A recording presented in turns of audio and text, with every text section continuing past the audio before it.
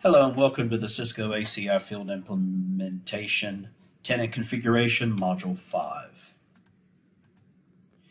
In this module, we will cover the ACI logical model and then the constructs beneath it: tenant, VRF bridge domain subnets, as well as contracts, subjects, and filters, application profiles, and endpoint groups. We will then quickly go over additional contract options, microsegmentation, ACI quaz, and tenant multi-tier application wizard. The ACI logical model. So the terms for the ACI logical model are very pretty straightforward. You have the tenant, which is a logical separator, separates traffic, administration, visibility. So tenant A will not be able to log in or make changes to tenant B, as well as view traffic, vice versa. The VRF is the virtual route forwarding. That's your layer 3 out. It provides separation of routing instances and administration, so each tenant has its own VRF. A bridge domain is a little bit different construct than what we're actually used to with VLANs and subnets. So suffice it to say, it defines a layer 2 boundary. So it's a container for gateway IP addresses. So when we're talking about a container for gateway IPs, if you're going to actually use your leaf as your stateful gateway, then that will be the case. However, in a network-centric configuration, if your gateway is actually external to ACI, then you will still create the bridge domain as a construct, as a container, but the gateway will reside outside of ACI. So that is definitely what happens in all network-centric configurations.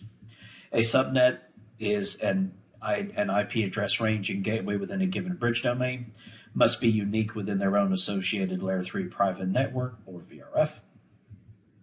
The contract represents policies between EPGs. So no traffic will flow between EPG1 to EPG2 without a contract that's actually providing the path for that traffic to flow. So there are two different types of contracts: a producer and a consumer. So traffic is provided by one EPG and then consumed by another. Endpoint group is a container for objects requiring the same policy treatment. So these would be virtual machines for application layer, database layer, web tier, bare metal servers, even layer 2 or layer 3s require an actual endpoint group. That is all physical and virtual endpoints that are going to connect to the fabric.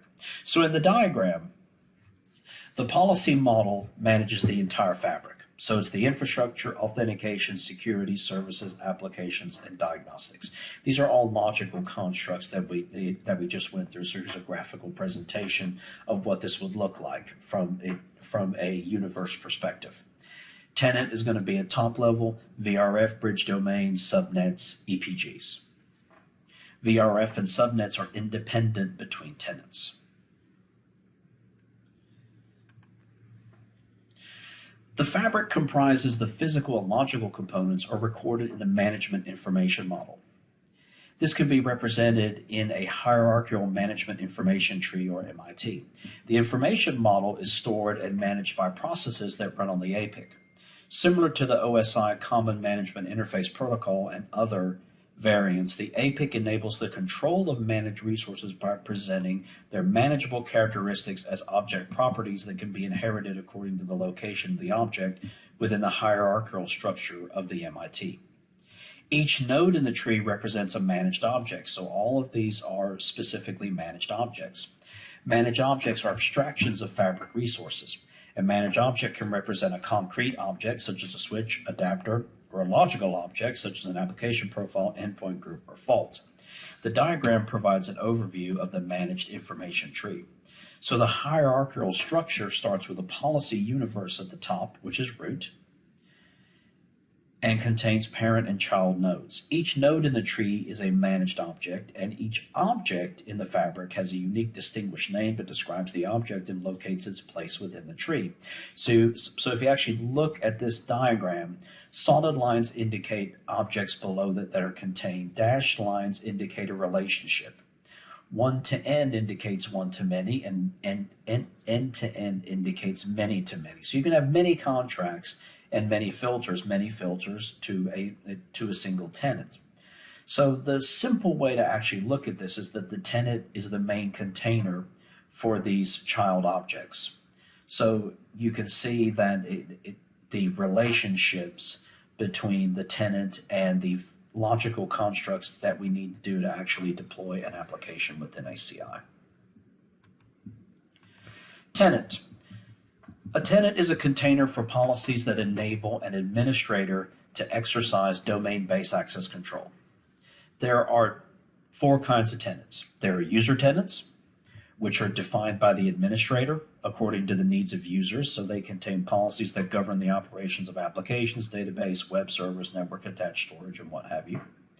The common tenant is provided by the system, but can be configured by the Fabric administrator. It contains policies that govern the operation of resources available to all tenants: firewalls, load balancers, layer 4 to layer 7 services, intrusion detection devices, also common services such as DHCP, DNS.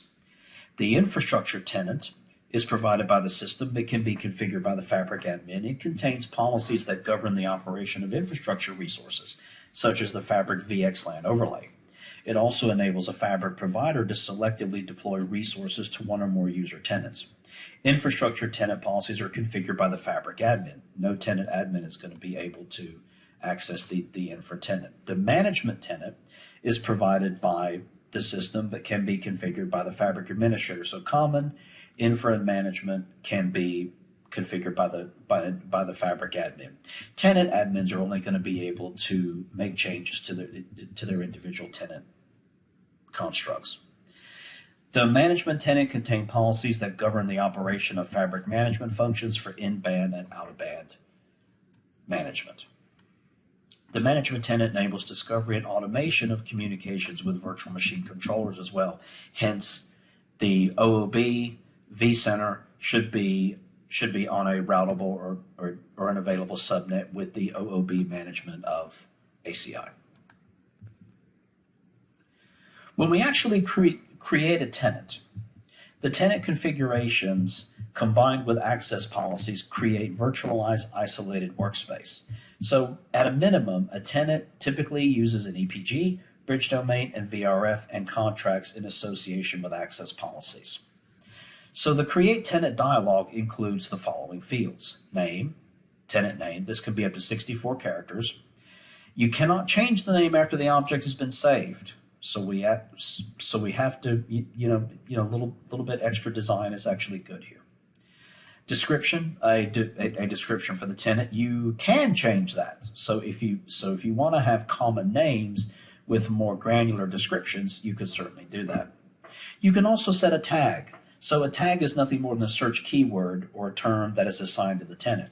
A tag will allow you to group multiple objects by a descriptive name. So you can assign the same tag to multiple objects, and you can assign one or more tag names to an object. This allows you to group, and when you do automation, be able to pick and quickly identify objects that you want to manipulate. The monitoring policy name is for the EPG semantic scope. So a tenant can contain one or more VRFs or contexts. Each context can contain multiple bridge domains.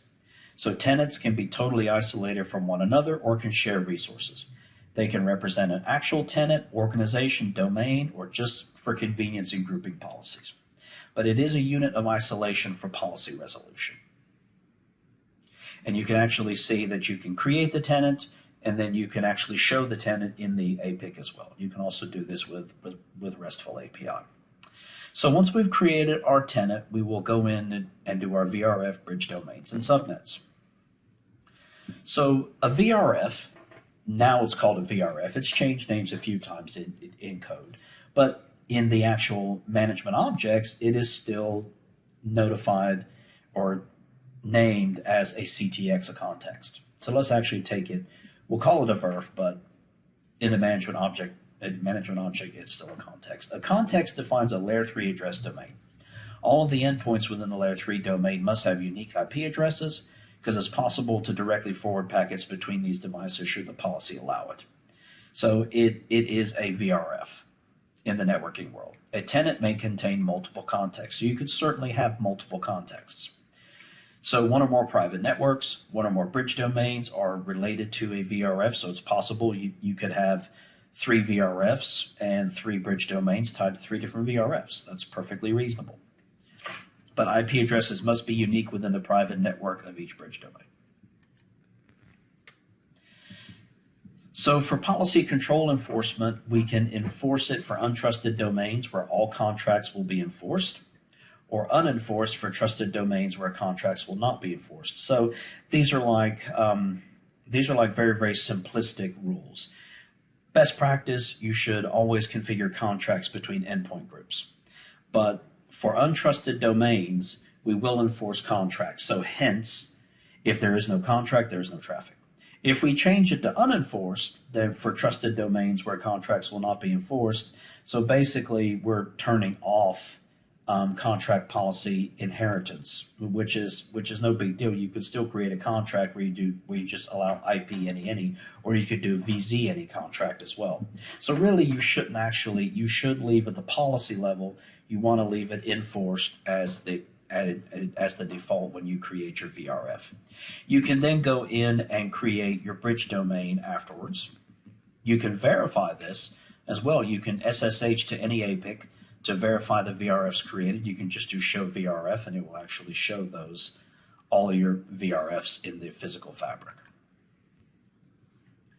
So a bridge domain defines the unique layer 2 MAC address space and a layer 2 flooding domain if flooding is enabled. So we can turn on flooding. We can turn on ARP flooding and L2 and L3 unknown unicast. By default, it is disabled because remember in day one we actually talked about where the actual leaf switches handle the ARP requests when those physical devices are plugged into the network. So you can enable it, and if you're doing layer 2 out, you will. But each bridge domain must be linked to a context and have at least one subnet. Bridge domains can span multiple switches. Remember, because a bridge domain is a common layer 2 domain, it's deployed fabric-wide, just not switch-wide. A bridge domain can contain multiple subnets, but a subnet is contained within a single bridge domain. Now that is for application-centric mode is correct. However, if you were doing network-centric mode, you would create a bridge domain. You would extend that bridge domain out to a layer 2 interface. Now, a bridge domain may contain 0 to multiple subnets, and MAC addresses must be unique within a bridge domain as this will span across switch nodes. So you can actually see the policy relationships between the universe, the tenant, and the bridge domain. So when we configure the bridge domain, we right-click Create Bridge Domain, we add our subnets and any other specific options. Usually for network-centric, it would be Web Bridge Domain and it would be VRF, and we would go from there. Very simple and straightforward. So layer 2 forwarding behavior. The ACI is host routed, but what if there's no layer 3 header? What if we do not know the destination MAC? What can we do? Well, there's a couple things. We can turn on L2 unknown unicast. So this will determine the behavior of layer 2 unknown unicast traffic in the bridge domain. Proxy is the default option, which means if I do not know, I will forward that packet up to the spine, and then the spine will look it up in the IP tables. If I actually turn on flood, the packet is then flooded in the bridge domain, so we're turning on traditional ARP learning. If the spine, in proxy mode, if the spine is known, it'll forward it. If it is unknown, it will be dropped. So really, if we're connecting to an external network via layer 2, the spine will not actually know that endpoint since it's not interior to the fabric. Then we will enable flooding, and then the spine will actually build a multicast tree for those external devices and then forward the traffic out. Unknown IP multicast will determine the behavior of an unknown IP multicast traffic in a bridge domain. It has 2 modes, with flood being the default. The number of bridge domains which can be configured in opt flood mode are limited to around 75 per top of rack switch. So here, flood, ingress, top of rack flood, egress, top of rack flood to fabric ports. If there's a router port on any bridge domain, send to fabric if it's a transit fabric. OPT flood is sent only to the router ports in the fabric. ARP flooding determines the behavior of ARP request and response in a bridge domain. So by default, unicast routing is enabled, where the ARP packets undergo layer 3 unicast lookup with a VRF in the target IP, again under the spine. ARP packets will behave like layer 3 unicast packets until they reach the egress top of rack switch. On egress top of rack, the behavior is dependent on what the destination is. In flood, ARP packets are flooded in the bridge domain. This will achieve the legacy behavior for ARP packets. So when you're doing network-centric mode, this is how you're going to configure it. You're going to configure your bridge domain for ARP flooding and L2 unknown unicast. And you can also view this from the APIC CLI under bridge domain, show bridge domain name, show tenant, and you can view the actual options that are enabled for that specific bridge domain. While a context defines a unique IP address space, that address space can consist of multiple subnets. So we can have multiple subnets in a bridge domain. So at this point, the relationship between VLANs and subnets is not as significant anymore. Subnets can span multiple EPGs. Subnets can overlap with other subnets that are associated with other contexts. Each bridge domain must be linked to a context and have at least one subnet. Subnets can span multiple EPGs. One or more EPGs can be associated with one bridge domain or subnet. So basically the rules are: a subnet is a child of one bridge domain. Bridge domains may contain multiple gateway addresses. Gateways must be unique within the VRF, so we can't have the same gateway in two separate VRFs. And subnets can span multiple EPGs. So when you actually create the subnet wizard, so that will define the IP address that can be used within the bridge domain. The network visibility is the subnet. The default is private to VRF. So what private to VRF means is the subnet applies only within its tenant. So if we do not want to expose that IP address externally to ACI, so that's good for DevOps, QA, stuff like that. Advertised externally, the subnet can be exported to a routed connection. So this internal subnet, so if we were going full app-centric mode, we create the subnet in the gateway within ACI. It's distributed via its pervasive SVI. That subnet will then be advertised out to an external layer 3. Shared between VRFs, the subnet can be shared with and exported to multiple contexts in the same tenant or across tenants as part of a shared service. An example is a shared service is a routed connection to an EPG present in another context, VRF, in a different tenant. So this could be tester QA, and you want to actually go out to the internet and you want to bounce off that routed interface. This enables traffic to pass in both directions across contexts. An EPG that provides a shared service must have its subnet configured under that EPG, and its scope must be set to advertise externally and shared between VRFs. Note, though, that shared subnets must be unique across the contexts, or VRFs, involved in their communication. When a subnet under an EPG provides a layer 3 external shared service, such as a subnet, must be globally unique within the entire ACI fabric. Subnet control, the subnet control state. The control can be NDRA prefix, so it enables neighbor discovery on the subnet, and querier IP enables IGMP snooping on the subnet. The default is NDRA. So you can view your subnet verifications here by doing a show IP interface bridge domain web, or you can actually do that in the GUI. Contracts. In addition to EPGs, contracts, or as in the model VZBRCP, are key objects in the policy model. EPGs can only communicate with other EPGs according to contract rules. Contracts define communications between source and destination EPGs. Contracts contain a group of subjects, which are a combination of filter, an action, and a label. So the filter would be the kind of traffic, the action, permit, or deny, and a label we could actually call web access. An administrator uses a contract to select the types of traffic that can pass between EPGs, including protocols and ports allowed. If there's no contract, inter-EPG communication is disabled by default. Remember, no devices in the same EPG can speak to each other. Inter-EPG communication is disabled by default. There's no contract required for intra-EPG communications. Intra-EPG communication is always implicitly allowed. You're all in the same EPG.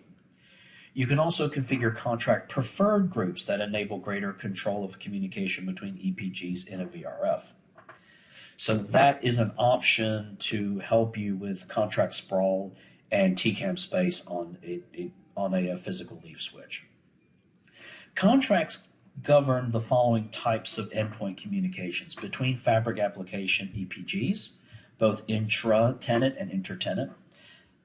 Note, in the case of a shared service mode, which is usually defined in our common tenant, a contract is required for inter-tenant communication. Contracts are used to specify static routes across VRFs, even though the tenant VRF does not enforce a policy. Between ACI fabric application EPGs and Layer 2 external outside network EPGs, between ACI fabric application EPGs and Layer 3 external outside network instance EPGs, and between ACI fabric out-of-band management or in-band management. So the contracts govern the communication between EPGs. If there is no contract, there is no communication. An EPG can provide and consume the same contract as well. So usually that's what happens. Though you will be a producer and a consumer of the same contract. In a network-centric mode, your actual filter will be IP. The action will be commit any, and then you will actually produce and consume the contract itself. So you can view subjects and filters here. So subject is the definition of communication between EPGs. So here the filter is the identifier for the subject, traffic you want to take action on. Action is permit, default, deny, used for blacklisting. So permit is where, since ACI is a whitelist model, we are allowing this traffic to traverse the fabric. Deny we would actually use for blacklisting as a part of taboo contracts, which we'll talk about shortly. Optional advanced identifier is a label. It will help you define more complex relationships with the policy model. So when you create a contract, the contract scope are global, so that could be fabric-wide, which would be for Layer 2, Layer 3. Tenant, which would be for intra-tenant communications. You could also set it the application profile or the VRF. You're going to really choose it at the VRF level. You want contracts to be able to actually communicate via multiple VRFs. It's just best practice to lay it there at the VRF level. You can optimize contract performance as well. So we want to be able to efficiently use our TCAM contract data storage. This is not cheap space. We can apply it both directions between the producer and the consumer.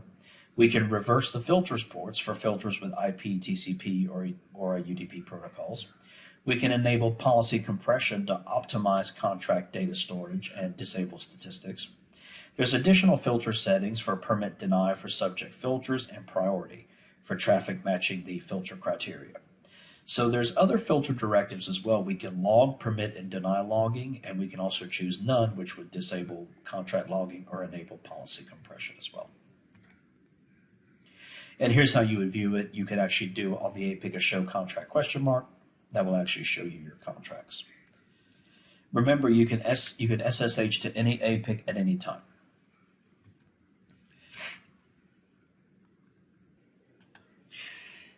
Application profiles and endpoint groups. Application profiles define the policies, services, and relationships between endpoint groups. Each application profile contains one or more EPG that can communicate with the other EPGs in the same application profile and with EPGs and other application profiles according to contract rules. Modern applications contain multiple components, usually, web app, database tier, what have you. The application profile contains as many or as few EPGs as necessary that are logically related to providing the capabilities of an application. If you think about this from a UCS service profile perspective, we actually bring this to the entire fabric, and we have the application profile, which is a stateless definition of application requirements. So it consists of app tiers, connectivity policies, layer 4 through layer 7 services, stored in an XML or a JSON schema. So the application profile contains endpoint groups and endpoints, be it physical or virtual, layer 2, layer 3, layer 4 through layer 7 services.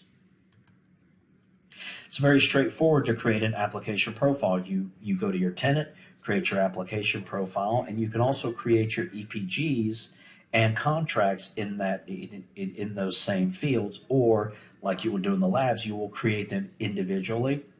You can certainly do it here, but once you understand the policy model and you get more comfortable with ACI, it's certainly easy to do here. Or you can actually do it by creating your application profile first, then your contracts, then your filters, then your EPGs. Do it many different ways. Now, if you want to go and verify your application profile, you can view that from your application profile under the topology tab, or you can SSH to your APIC and you can view that in show application. Now, APIC endpoint verification, you'll navigate to the EPG and select the operational tab. Now, if there is a problem and you don't, port group's not being copied down, or you've associated the EPG to the physical domain, where are you going to see the errors? So you're going to see the errors in navigating to the EPG and select the operational tab. So under client endpoints, you're going to actually be able to view what's been learned at the leaf level for that specific endpoint, and then you'll be able to identify any specific errors. So in the GUI, this is actually your best friend. You can also do this from the CLI. You can do show endpoints, and you can do show tenant endpoints, and you can view all your endpoints that have been learned as well. Commands can be invoked from any leaf switch or from the APIC as well. So you go to leaf 101 and do a show endpoint, or you go to the APIC and you can view all endpoints in the fabric. So the difference we have talked about between application-centric versus network-centric. Network-centric is usually going to be the initial configuration for ACI. It's not that difficult to actually lift over from network-centric into app-centric once your physical migrations are done and your legacy stack, 5Ks, whatever, all your workloads have been migrated to ACI. But the difference between the two is in network-centric mode, you have one EPG per bridge domain per subnet. So this is more traditional switch constructs, where you have a bridge domain. You don't have a gateway defined because you're actually extending that bridge domain out of layer 2, which we'll actually talk about later.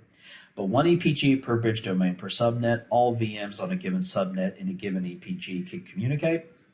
Application-centric mode, once we have migrated and we have moved our gateways inside of ACI, you can actually have one subnet, 6 virtual machines, and 2 EPGs.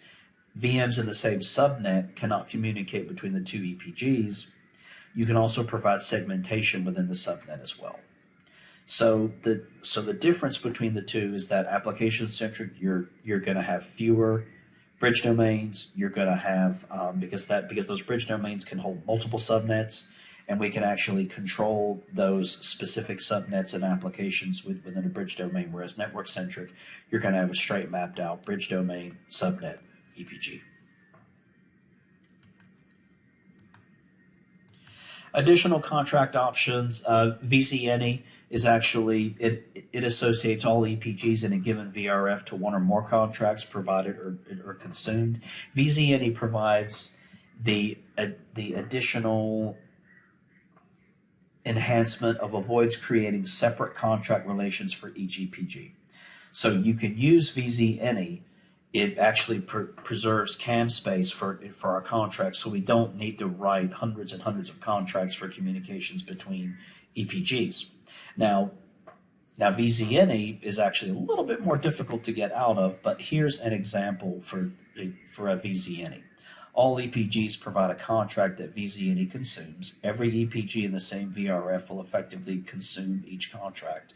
And this is typically used for a network-centric fabric deployment. So what we used to do with network-centric is we would just consume the same contract, but then you're just making more and more copies of that contract, and as you sprawl, you use space. This allows you to compress that down. VZNE is good, but it actually, contract preferred groups are actually a little bit better because we enable greater control of communication between EPGs in a VRF. So we can configure preferred groups where some EPGs within a VRF require open communication while others require limited communications. For this instance, web and app will talk more than, well, actually web and app will talk. App and database will talk. But will web and database talk? No. So what you can do is we can include EPGs, and those EPGs can, under included, EPGs can freely communicate with each other without contracts if they have a membership in a contract preferred group. So it's based on source, any destination, any permit default rule. Excluded EPGs are not members of preferred groups, require contracts to communicate with each other. Otherwise, the default source, any destination, any deny rule applies.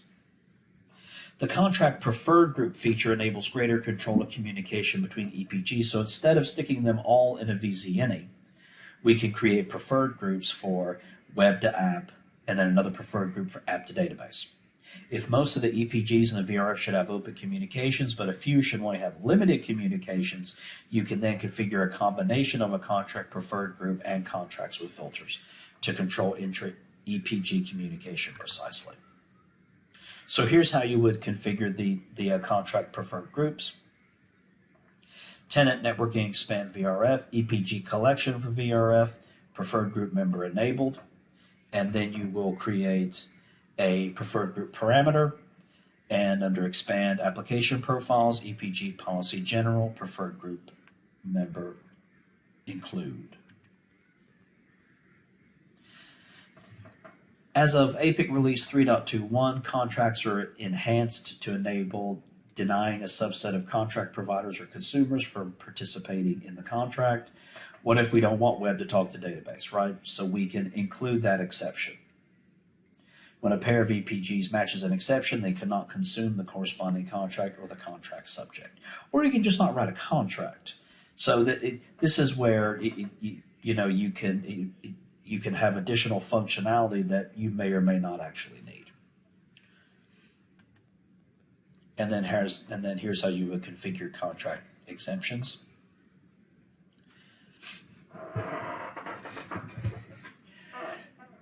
So to streamline associating contracts to new EPGs, you can now enable an EPG to inherit all of the provided or consumed contracts associated directly to another EPG in the same tenant. Contract inheritance can be configured for application, microsegmented L2 and L3 out EPGs. With Release 3, you can also configure contract inheritance for inter-EPG contracts, both provided and consumed. Inter-EPG contracts are supported on Cisco Nexus 9000 series switches with EX or FX at the end of their model name or later numbers. You can enable an EPG to inherit all the contracts associated directly to another EPG using the APIC GUI, CLI, and REST API. In the specific diagram, EPG A is configured to inherit provided contract 1 and 2 and consume contract 3 from EPG B. So this will enable you to streamline associating contracts to new EPGs. We want to avoid contract sprawl.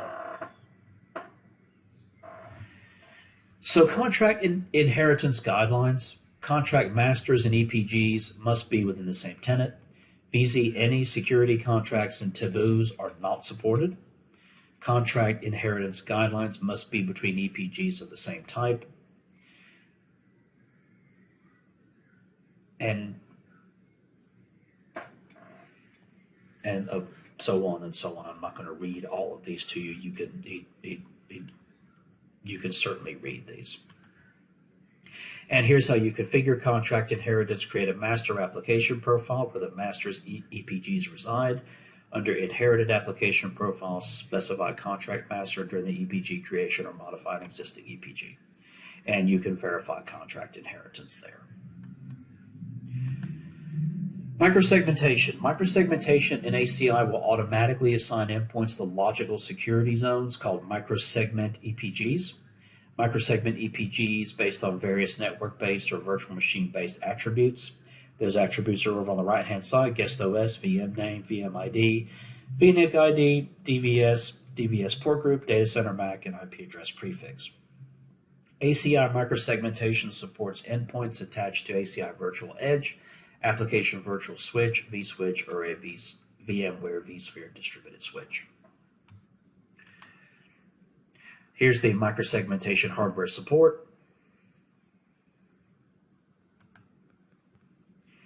And we will configure microsegmentation attributes by clicking under your microsegmentation EPGs and then the attributes. You can select the category and then select the tag. To enable, we need to mark the EPG's VMM association as allow microsegmentation. It's required if the VDS is employed and ensures VMs are eligible to be allocated with microsegmentation EPGs. So we can also isolate intra-EPG isolation. That prevents physical or virtual endpoints in the same base EPG or microsegmentation EPG from communicating with each other. So for an example, we can enforce an intra-EPG isolation when endpoint VMs in the same EPG belong to multiple tenants, or to prevent a possible spread of virus or malware, what have you. So the contracts enforce for traffic between EPGs, any traffic within the EPG, and enable infra EPG for all application EPGs. So here's how you would configure intra EPG isolation. You will, under your application EPG's web, you want to do intra EPG isolation. You'll change that to enforced. Again, these are the options that you can enable that. The configuration is based on the base EPG, microsegmented EPG, and intra EPG contracts are not supported. ACI quality of service. There are 3 usable classes, level 1, 2, and 3. Most times you're just going to stick with 3, unless you're going to be doing like a voice, then you may want to actually configure level 1. There's your classification options, marking, queuing, and scheduling. So at ingress leaf, traffic is classified, marked, buffered, and queued. Spine then forwards the traffic, and then the egress leaf handles the buffering and queuing. You can enable those quals classes under Fabric. Now in 4.0, it's back to access policies, quals class. And you can enable a quals policy in the contract. So we allow all traffic is unspecified. Then we set the priority level for quals priority. When no quals policy configured in contract and no custom QoS, it's automatically set to level 3. We can use a custom quals for an EPG, so the custom quals can apply at the EPG level, match the EPG plus the DSCP or .1Q priority. DSCP takes precedence when both match. The same policy markup uses DSCP. So when we take a look at the application profile, you could actually view the constructs. You've got the web contract, Java, data contracts between the additional tiers. And then the EPGs that are within those application profiles, tied to the bridge domains, all tied to a tenant VRF, and you can see those policies. So basically, this is a service profile for your actual application. If you want to think about it like that, if you're comfortable with a UCS, I certainly am. And you've got your shared services contract. For DNS and AD from the common tenant, that then all these guys can consume. So it's very easy to create a 3-tier application to go outside using ACI. So the tenant multi-tier application wizard. Okay, so quite simple. Here it is. I'm not going to go into much detail because, to be honest, you really have to know a lot about the policy model to actually, and it doesn't really allow you to do much customization at all, but it's certainly there. But again, I would much rather you learn how these constructs work together before we actually go into do wizards. Thank you very much.